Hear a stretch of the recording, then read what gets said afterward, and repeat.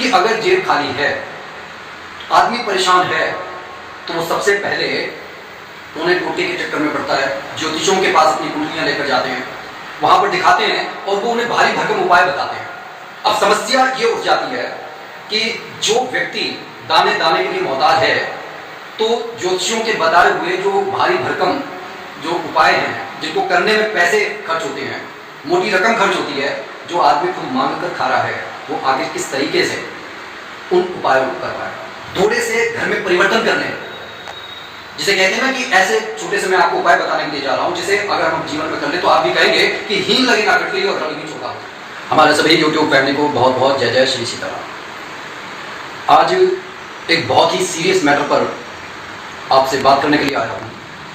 देखिए, संसार में जब जेब खाली होती है, उस समय ना अपना कोई मित्र होता है, ना कोई रिश्तेदार होता है। अच्छे समय में जब आपने कभी किसी की मदद कर दी होती है, यह सोचकर कि कभी अगर मेरे ऊपर बुरा समय आया तो ये लोग मेरी मदद करेंगे, लेकिन होता बिल्कुल हमारी अपेक्षाओं के विपरीत है। जिन लोगों की कभी आपने मदद की थी, आज वही लोग सबसे पहले अपने आप को आपसे दूर कर लेते हैं। और भी बहुत सारे कारण हो सकते हैं। कहने का ये अर्थ है कि दरअसल आदमी बुरा नहीं होता, आदमी का वक्त भला या बुरा होता है, और उस भले और बुरे वक्त से ही अपने और पराये की पहचान होती है। और कहीं ना कहीं ये सही भी है। इस बहाने भगवान हमारे जीवन में जो लोग नकाब पहनकर, अपनेपन का नकाब पहनकर बैठे होते हैं, और आप ये अपेक्षा कर रहे होते हैं कि वो आपकी इज्जत करेंगे, आपको बुलाएंगे, आपको पूछेंगे, लेकिन दरअसल उनके मन में कुछ और स्वार्थ चल रहा होता है कि वो तभी आपको पूछेंगे, तभी आपको करेंगे। मतलब उन्हें ऐसा लगता है कि आपका कोई स्वार्थ होगा, इसलिए आप उनके साथ हैं। लेकिन हो सकता है कि वो इसलिए जुड़े हुए। खैर, ये अलग एक विषय है, कभी इस पर बात करेंगे। लेकिन इस समय कि अगर जेब खाली है, आदमी परेशान है, तो वो सबसे पहले उन्हें टोटके के चक्कर में पड़ता है, ज्योतिषों के पास अपनी कुंडलियां लेकर जाते हैं, वहां पर दिखाते हैं और वो उन्हें भारी भरकम उपाय बताते हैं। अब समस्या ये उठ जाती है कि जो व्यक्ति दाने दाने के लिए मोहताज है, तो ज्योतिषियों के बताए हुए जो भारी भरकम जो उपाय हैं, जिनको करने में पैसे खर्च होते हैं, मोटी रकम खर्च होती है, जो आदमी खुद मांग कर खा रहा है, वो आखिर किस तरीके से उन उपायों को कर पाएगा। ऐसे समय में हमारे बड़े बुजुर्गों ने बहुत अच्छी अच्छी बातें कही हैं, लेकिन हम उनको आत्मसात नहीं करते अपने जीवन में। दरअसल सबसे बड़े दुश्मन अगर हैं तो हम स्वयं हैं। तो इसी बात पर कि किस तरीके से हम अपने जीवन से नकारात्मकता को दूर कर सकते हैं, क्योंकि जब ये नकारात्मकता आती है, जब जेब खाली होती है, जब आप ज्योतिषियों के चक्कर काटते हैं, जब लोग आपसे अपना किनारा कर लेते हैं, उस समय सिर्फ आप आर्थिक रूप से कमजोर नहीं होते, शारीरिक रूप से कमजोर होते हैं, मानसिक रूप से कमजोर होते हैं। क्योंकि जिस व्यक्ति का मन शांत नहीं होगा, और ज्योतिष ने यह भी बता दिया कि आप इस तरीके की पूजा कर लो। जब मन शांत नहीं है तो आप ये बताइए वो पूजा किस तरीके से कर लेगा। क्योंकि पूजा करने के लिए विश्वास ही नहीं होता उसे ऐसा लगता है कि यार ये सब, उसे जाना भी है, उपाय भी पूछने हैं और करना भी कुछ नहीं है, क्योंकि मन में शांति नहीं है, भ्रम भरे पड़े हैं। लेकिन अगर हम अपनी दिनचर्या को थोड़ा सा सुधार लें, थोड़े से घर में परिवर्तन कर लें, जिसे कहते हैं ना कि ऐसे छोटे से मैं आपको उपाय बताने के लिए जा रहा हूं, जिसे अगर हम जीवन में कर ले तो आप भी कहेंगे कि हीन लगे ना फिटकरी और रंग भी चौका हुए। तो आप हमारे साथ बने रहिए, और जो इस चैनल पर नए हैं कृपया सब्सक्राइब कर लीजिए और लाइक शेयर कमेंट करना ना भूलें, क्योंकि आपके इन छोटे से कार्यों से हमारे को बहुत मोटिवेशन मिलता है। और जो लोग हमारे साथ जुड़ेंगे, मैं आपको उनसे ये प्रॉमिस कर सकता हूँ भगवान की कृपा से कि उनके जीवन में खुशियाँ आएंगी ही आएंगी, उनके जीवन से रोग उनको छोड़कर जाएगा ही जाएगा, उनको मानसिक शांति मिलेगी ही मिलेगी, उनके जीवन में बरकत होगी ही होगी। तो जो छोटे छोटे से उपाय मैं बता रहा हूँ, उनको आपको अपने जीवन में शामिल करना है। सबसे पहला उपाय ये है, जो हमारे बड़े बुजुर्ग कहते हैं कि दिन में जब सुबह सोकर उठते हैं तो सबसे पहले आप अपने दोनों हथेलियों को इस तरीके से देखें, क्योंकि इसमें ही तीनों देवियां समाई हुई हैं और इन्हें देखकर हमारा दिन शुरू हो जाता है। उसके बाद जमीन पर पैर रखने से पहले आप इस जमीन को, जो हमारी माँ है, इसको कम से कम 3 बार नमस्कार कीजिए। मेरे बाबा जो है, उनकी आज वो हमारे बीच में नहीं है, लेकिन उन्होंने जीवन में कभी इस क्रम को नहीं तोड़ा।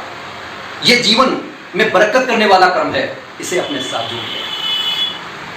इसके बाद में उन नकारात्मक लोगों से जो तामसिक चीजों का जो है सेवन करते हैं और जिनके साथ बैठकर आप सिर्फ गलत बातें सोच सकते हैं, कर सकते हैं, उनसे किनारा कर दीजिए। समाज में रहना जरूरी है, लेकिन चूज आपको करना है कि आपकी सेहत के लिए कोई अच्छा है। मार्केट में शराब भी बिक रही है, मार्केट में दूध भी बिक रहा है, अब आपकी सेहत किससे अच्छी बनेगी ये आपको विचार करना है कि आपको अच्छे लोगों के साथ बैठना है कि बुरे लोगों से, ये निश्चय आपको करना है। इसके बाद आपको अपने घर के वास्तु को देखना है।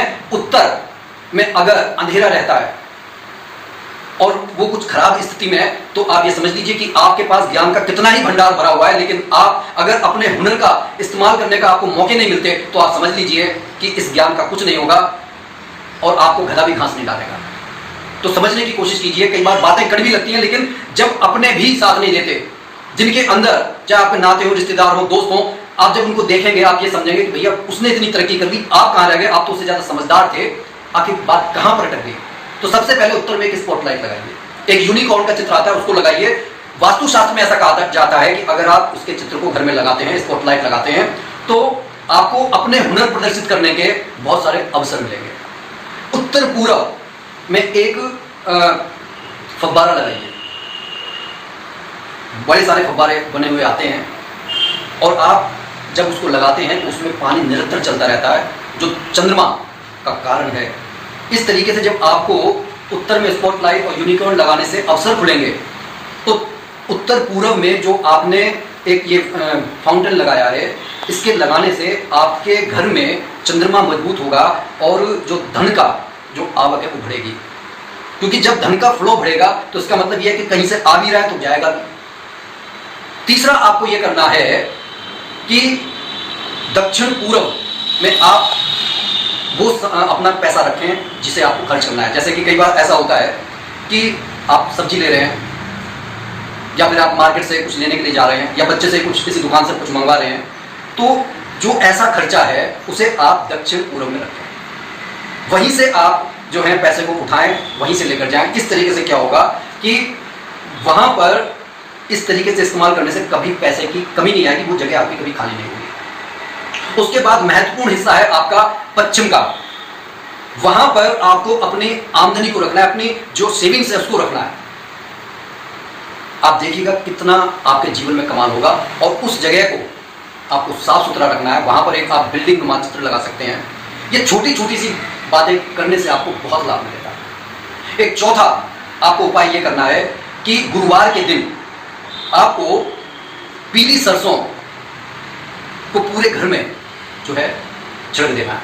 जैसे आपने साफ कर दिया और पूरी पीली सरसों के 2-2 दाने, ज्यादा नहीं, 2-2 दाने, 3-3, 4-4 दाने आपको सारे घर में छिड़क देना है। अगले दिन शुक्रवार को आपको जब झाड़ू के साथ ये निकले तो किसी पौधे में, जब ये सारी इकट्ठी हो जाएगी सरसों, इसको किसी पौधे में आप कर दें। घर की सारी नकारात्मक ऊर्जा को सोखने का काम ये पीली सरसों करेगी। करके तो देखिए, कई बार लोग पूछने तो बहुत कुछ जाते हैं लेकिन करने के लिए तैयार नहीं होते, लेकिन रिजल्ट मिलते हैं करने से। अच्छा, ये जो आपको क्रिया करनी है, ये आपको निरंतर अनवरत करनी है। हर बृहस्पतिवार को आपको पीली सरसों डालनी है पूरे घर में और शुक्रवार को साफ करके उसे किसी गमले में डाल दीजिए या आपके आसपास में कोई पेड़ है वहां पर डालिए। इस तरीके से सड़क पर मत रखिए। अब जो घर के अंदर जो पॉजिटिवनेस है, मैं एक छोटी सी वीडियो उस पर बनाने वाला हूँ। मेरी सिस्टर ने लाकर मेरे को एक कपूर की मशीन दी थी। मतलब वो मशीन है, उसमें कपूर को डालते हैं तो वो गर्म होकर वो जो है एवोपरेट हो जाती है। तो आपको करना ये है कि छोटे छोटे से दीप ले लेने हैं और घर के सारे स्थान पर, सिर्फ बीच का जो सेंटर है जो देवता का स्थान माना जाता है, वहाँ पर आपको वो नहीं रखना है। घर के 4-5 कोनों में थोड़ा सा कपूर जो केमिकल वाला ना हो, आपको छोटे छोटे टुकड़ों में करके घर के हर कोने में रख देना है। 10-15 दिन में वो इवोपरेट होगा, लेकिन आपके घर की नकारात्मक ऊर्जा को सोख कर उड़ जाएगा और घर का जो वातावरण है वो बहुत अच्छा बना देगा। और जब ये जो इस तरीके की फ्रेग्रेंस होती है जो हमारे शरीर के अंदर इस एक सुखद हार्मोन्स पैदा करती है, जिससे कुछ अच्छा करने का विचार हमारे मन में आता है। लोगों से बैड विरोध तो हम भूल ही जाते हैं। और निरंतर जिस बात को मैं बार बार कहता हूं कि हनुमान चालीसा का एक पाठ जरूर करें। अगर किसी भी विपत्ति से आप भिड़े हुए हैं तो महाबली हनुमान जी को अपनी ढाल बना लीजिए, लेकिन इसके लिए आपको ब्रह्म मुहूर्त में उठना होगा, और ब्रह्म मुहूर्त में उठने के बाद में नहा लीजिए, धो लीजिए लाल कपड़े पहनकर। महाबली हनुमान जी के सामने कुछ भी नहीं है, कोई बात नहीं। अगर आपके पास जोत जलाने के पैसे भी नहीं है, आप महाबली हनुमान के सामने हाथ जोड़कर बैठ जाओ। जो आदमी दुखी होता है तो पश्चाताप के आंसू आते हैं, दुख के आंसू आते हैं, महाबली हनुमान अपने ऐसे भक्तों का कभी हाथ छोड़ते हैं। आप देखेंगे पहले दिन से ही आपके घर में चमत्कार होने शुरू हो जाएंगे। तो ये जो छोटे छोटे से मैंने आपको बातें बताई हैं, जानते हर कोई है, लेकिन इन्हें अप्लाई करना पड़ता है, क्योंकि जब आपको कुछ बदलना है, अपने जीवन में परिवर्तन लाना है, बरकत लेकर आनी है, ये किसी दूसरे का सपना नहीं है, आपका सपना है। आप अपने बच्चों को, अपने परिवार को सुखी रखना चाहते हैं। इंसान कोई बुरा नहीं है, वक्त बस इतना है कि लोगों के मुखौटे हटा देता है, लेकिन जो आपके बैरी है ना, वही दोस्त बन जाएंगे वक्त बदलने के बाद। बात अच्छी लगी तो कमेंट जरूर कीजिएगा। बोलिए जय जय श्री सीताराम।